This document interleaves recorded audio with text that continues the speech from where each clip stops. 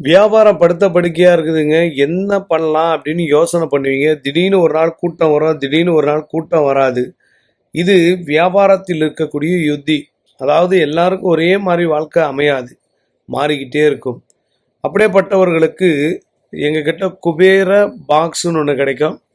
அப்புறம் குபேர மூலிகை, ஜனவசிய மூலிகை, இப்படி பல வகையான பொருட்கள் இருக்கிறது. அது கூட உங்களுடைய வாழ்க்கையில் நீங்கள் செய்யக்கூடிய வியாபாரத்தில் ஏதோ ஒரு வகையில் காப்பாற்றி விட்டுரும். சாதாரண கஷ்டப்படக்கூடிய மக்களுக்கு உதவுவதற்காக தான் நாங்களே இந்த பொருட்களை கொண்டு வந்து கொடுக்குறோம்.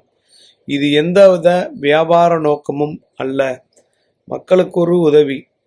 ஏன்னா நிறைய தடம் மாறக்கூடிய மக்களுக்கு நாங்கள் எங்களால் முடிந்த ஒரு வழிகாட்டுதல் பண்ணுறோம்.